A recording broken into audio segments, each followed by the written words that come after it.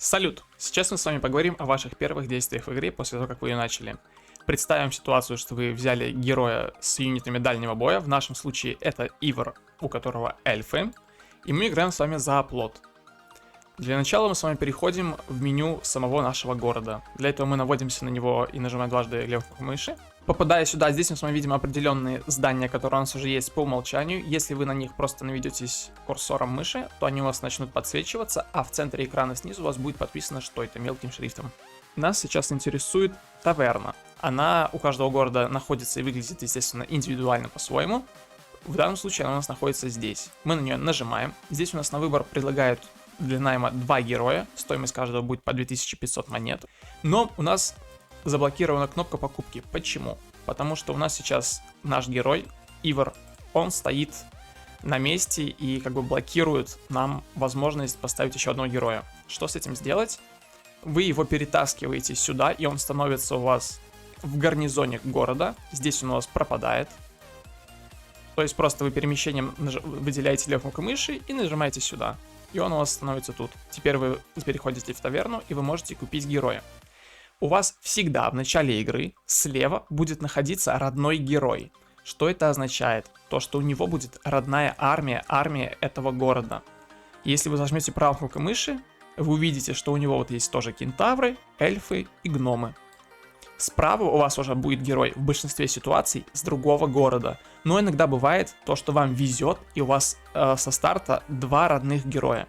Почему везет? Потому что, естественно, когда у вас и тут есть эльфы, и в принципе родная армия, и здесь есть эльфы, то у вас сразу получается большая, сильная армия среди юнитов дальнего боя. Не обязательно всегда это юниты дальнего боя, потому что есть города, где вы играете через юнитов ближнего боя. Тем не менее, у вас уже со старта получается бонус больше, чем обычно. Итак, наше с вами следующее действие. Мы с вами покупаем героя, который имеет родную армию. И мы после этого перетаскиваем юнитов. Нас интересуют в первую очередь эльфы и кентавры. Гномы нас не интересуют. Перетаскиваем их к нашему главному герою. У нас это будет Ивар. Это надо тоже запомнить, что мы в основном будем играть одним героем.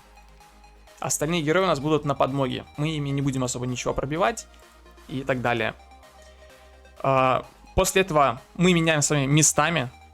Вот так вот обратно. Этот герой теперь у нас уже сидит в городе, а этот герой у нас сейчас снаружи. Мы можем им уже перемещаться по карте. Мы можем построить здесь сейчас, сразу перейти вот в управу. Построить здесь усадьбу. В ней мы покупаем потом эльфов. Вот он даже пишет, что в усадьбе вы можете нанять эльфов.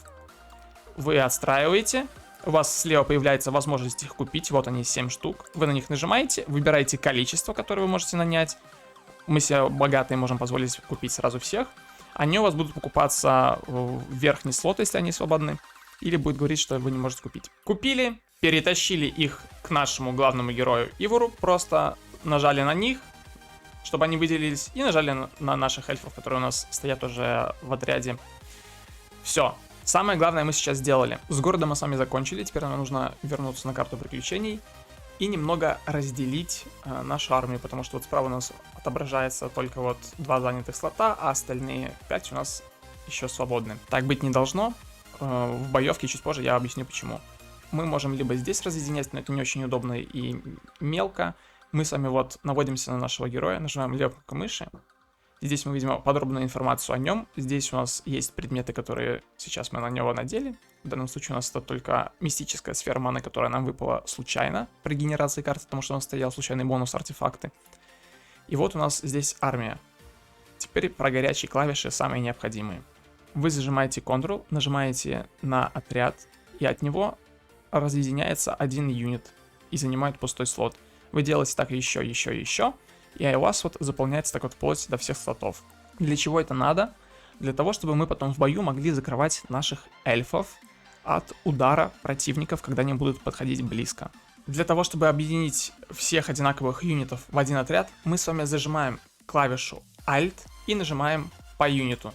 И они у нас все обратно возвращаются в один отряд. А если мы хотим с вами разъединять не по одной единичке, а заполнить сразу все пустые слоты этими единичками, то мы с вами зажимаем клавишу Ctrl и Shift и опять же нажимаем по нашему отряду с кентаврами в данном случае, и они у нас сразу же заполняют все пустые слоты. Есть также возможность разъединять армию пополам, насколько это будет возможно. То есть у нас сейчас 25, естественно, на 2 она не поделится ровно. Мы с вами зажимаем клавишу Shift, и у нас получается вот примерно 2 одинаковых отряда уже в 2 слотах. Мы с вами нажмем еще раз, оно разъединит еще раз. И мы так можем тоже нажимать вплоть до того, пока у нас не закончатся места. И у нас в целом будет вот стабильно в каждом отряде одинаковое количество. Но мы с вами возвращаемся к истокам, разъединяем наших кентавров, оставляем ударный стек, так скажем, потому что их здесь 20. 20 бьет, естественно, гораздо сильнее, чем один кентавр, возле наших эльфов.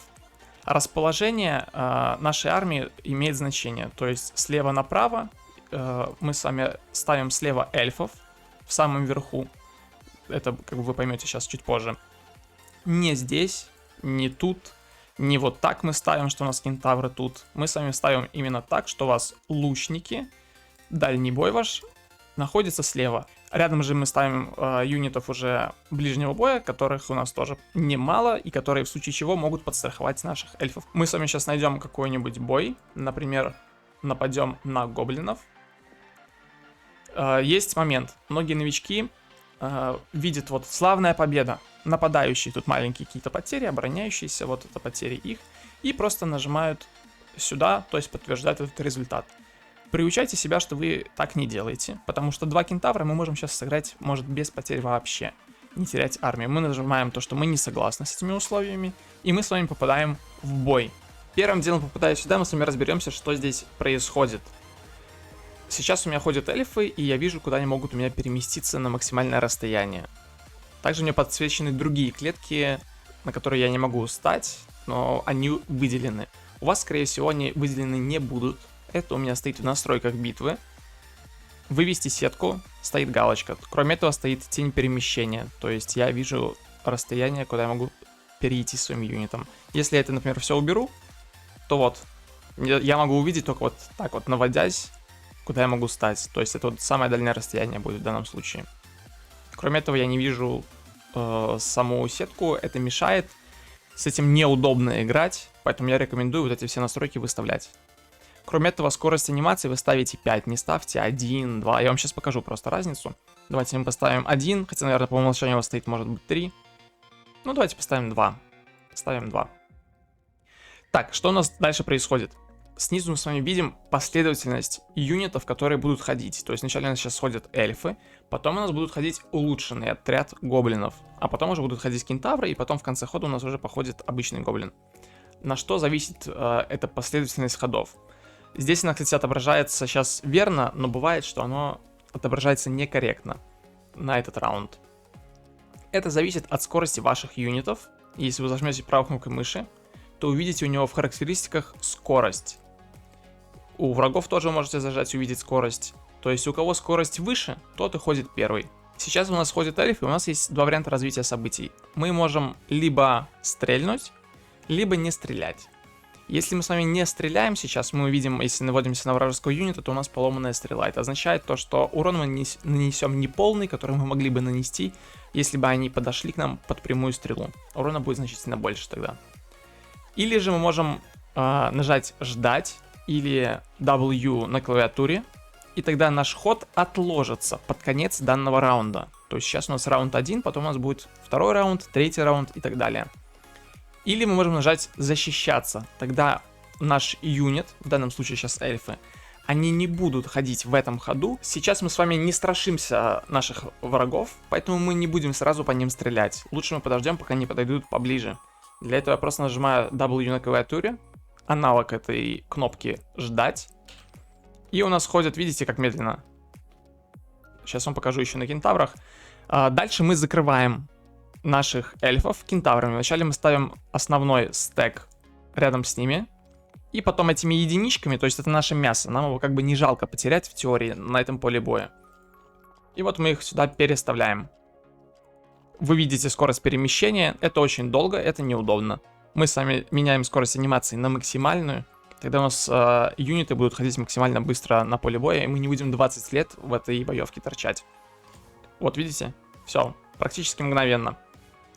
И перемещаем наших кентавров. Вот у них сработала мораль, то есть у них сработала возможность двойного хода. То же самое может быть и у врагов.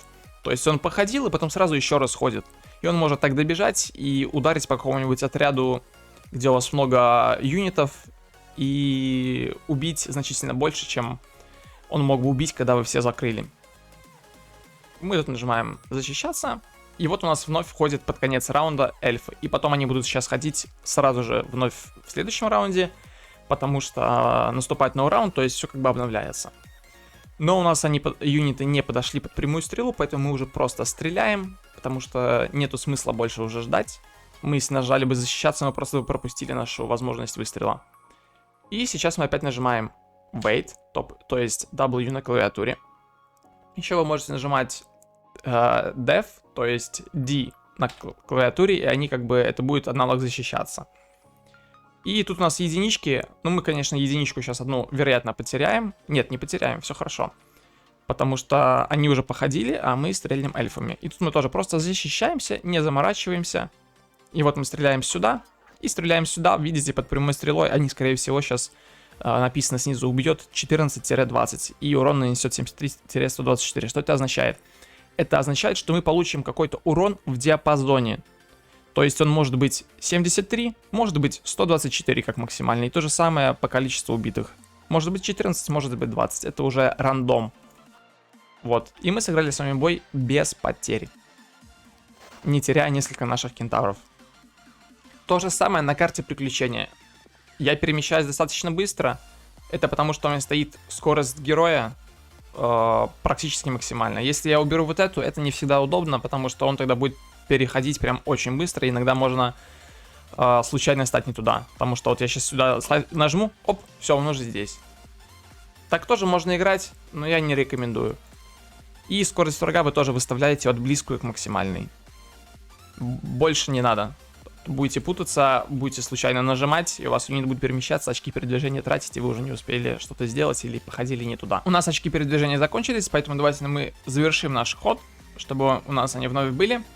И нам остается разобраться, на кого нам можно нападать на ранней стадии, а на кого нет. Так как вы юнитов еще не выучили, которые у вас расположены и могут встретиться на карте, то вы можете случайно напасть на сильных юнитов или на юнитов, которых просто много, например, как грифоны. Если вы сейчас сюда нападете, то, естественно, мы всю нашу армию там потеряем, и героя нашего мы убьем. Или зайдем, например, в утопию драконов. Там, естественно, нас просто высекут сразу же за один ход. Но вот мы видим тут головорезов, они слабые. Ну откуда вы знаете, что они слабые? Это знаю я. Поэтому я вам выложу сетку, она будет прикреплена к видео, с юнитами, на которых вы можете ориентироваться. В основном это, естественно, будут юниты 1-3-4 уровня различных городов, которые встречаются у вас на карте приключений. Также не забывайте, что если мы с вами говорим, например, об оплоте, то здесь важно нам эту усадьбу быстренько улучшить на второй наш ход. Потому что при улучшении наших эльфов, в усадьбе вы улучшаете эльфов, вы можете сделать из них благородных эльфов. И теперь наш юнит стреляет дважды. Сейчас я вам покажу, как это работает. У него не 2 хода на выстрел. Он стрельнет по одним юнитам, но стрельнет он 2 раза. Итак, вот у нас головорезы. Сейчас мы закрываем наших эльфов. Здесь нам закрывать не надо, потому что здесь стоит пенек. Это естественная преграда, через нее юниты пройти не смогут. И аналог клавиши D на клавиатуре вы можете нажимать пробел. Это, наверное, будет более удобней для того, чтобы нажать защищаться. Это аналог просто кнопки здесь. И вот мы с вами теперь под прямой стрелой. Сейчас у нас эльфы стрельнут дважды. То есть мы с вами убиваем 4-7, но мы с вами сейчас убьем значительно больше. Вот, как видите, осталось 9.